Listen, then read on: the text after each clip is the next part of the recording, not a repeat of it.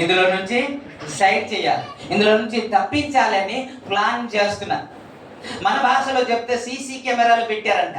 ఏ లోపమైనా తెలుస్తుందేమో, ఏ తప్పిదమైనా చేస్తాడేమో, ఎవడైనా తిడతాడేమో, ఏ పనులైనా చేయించడానికి నాకు ఎంత ఇస్తారు అని అడుగుతాడేమో, తన ప్రవర్తనలో కానీ, మాటల్లో కానీ, ఉద్దేశంలో కానీ, నడవడికలో కానీ ఏదైనా లోపం దొరికితే ఆ లోపాన్ని బట్టి ఇతన్ని తీసేద్దాం అని శత్రువులు ప్లాన్ చేస్తున్నారు. శత్రువులు నిఘా పెట్టారంట, నిఘా పెట్టారు. 4వ వచనం నుండి చదివితే, 4వ వచనం నుండి, అందుకు ప్రధానులు అధిపతులను రాజ్యపాలన విషయంలో దానియేలు మీద ఏదైనా ఒక నింద మోపవలెనని తగిన హేతువు కనిపెట్టుచుండిరి కానీ దానియేలు నమ్మకస్తుడై ఏ నేరమైనను ఏ తప్పైనను చేయువాడు కాడు.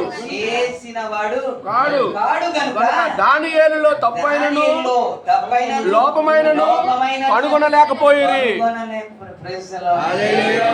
ఎవరు? పాస్టర్ గారు కాదండి, శత్రువులు కనిపెడుతున్నారు.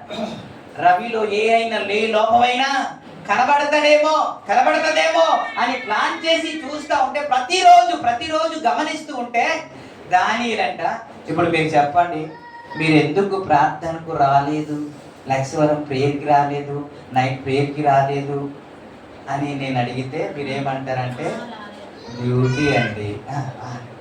ఏముంది? ఏంటి డ్యూటీ, అందుకే రాలేదు అనరా? నేను అంటాను, దానియేలు కంటే బిజీ పర్సన్ ఎవరైనా ఉన్నాడండి? మీకు ఇబ్బంది పెట్టాలని కాదు, దానియేలు కంటే బిజీగా ఉన్నవాడు ఎవడు?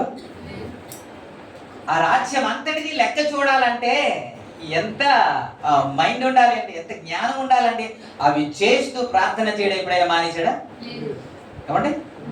రోజుకు ముమ్మారు ప్రార్థన చేసేవాడు కదా అని బైబిల్లో రాయబడింది కదా. అది చేస్తూ కూడా, తన ఉద్యోగం చేస్తూ కూడా, తన వ్యాపారం చేస్తూ కూడా ప్రార్థన ఎప్పుడైనా మానేశాడా?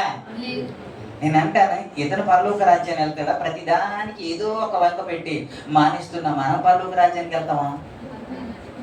గట్టిగా స్తోత్రం చెప్పండి.